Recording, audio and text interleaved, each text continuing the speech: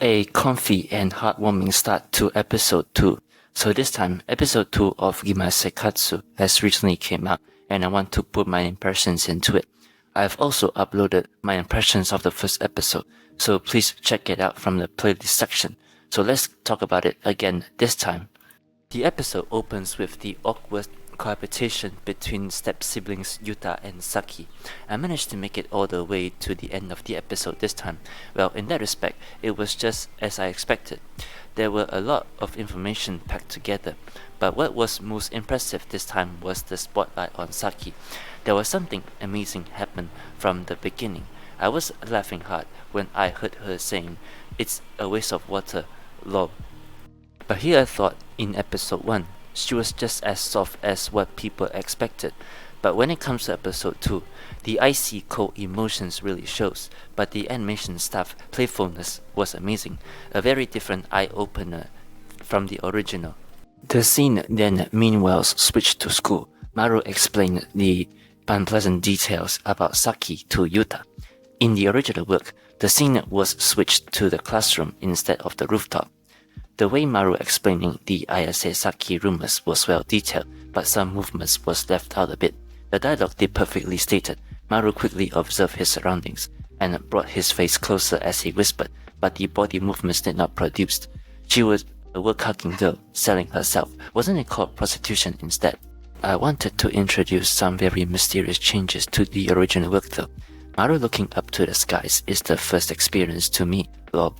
The name of the serve, Maya, was during a tennis match.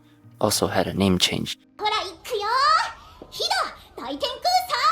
Instead of calling it the Great Aether Serve, it changes to the Great Celestial Serve. Was Aether that dangerous? The conversation of how one's into tennis was very much put into focus as well.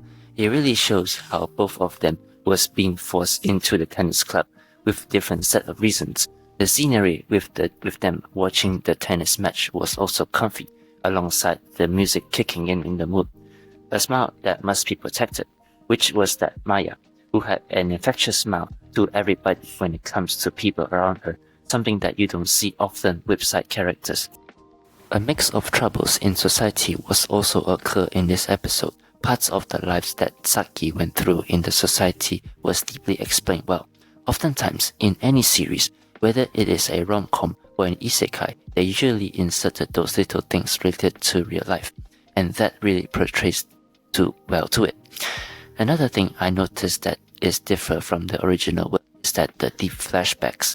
The flashback scene with child Yuta and his unnamed mother did not include in the original work. That little moments of the monologue from there is something that Studio Dean really pulled out from nowhere. Even child Yuta looks adorable in close-up. The reminiscing moments before snap back to reality is always related to each and every people in life, be it young or old, as you said in the awkwardness after that. This approach feels realistic and allows the audience to connect with the characters on a personal level. Also, remember the part back in episode 1 where I said Yuta will have more screen time with Yomiuri?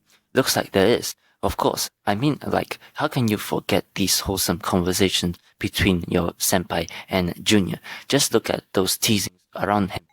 The episode also explores the theme of overcoming self-reliance. It further explores Saki being wanted to self-independent on her own. Having with that, she wanted to find a job, which led to Yuta seeks one for her. But this self-independence also affects her as well, the experience of a near-death encounter such as this.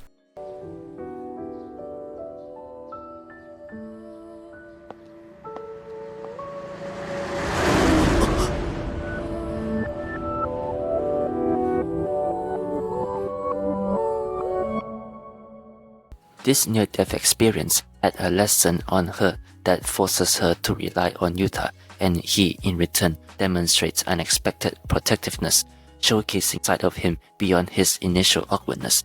This shared experience fostered a fragile sense of trust and understanding between them. Of course, it didn't just stop there.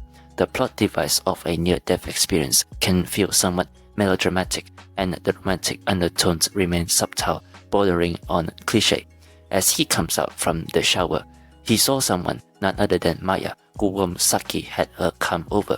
Additionally, the episode doesn't delve into Saki's motivation for wanting to earn money quickly, leaving the plot thread dangling, hence closing the episode. So this time, I briefly talk about my impressions of the second episode of the first season of Gimai Seikatsu.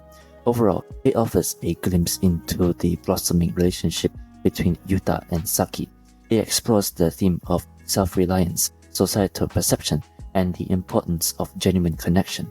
While the plot elements may lack originality, the episode succeeds in building intrigue and raising questions about the future of this unconventional step-sibling bond. What will happen next might be shocked to you soon. That's all for this video. I would be happy if you did watch the second episode and let me know what you thought in the comments. If you did like, I would be happy if you watch another video and subscribe to the channel. See you in the next video. Until then, goodbye.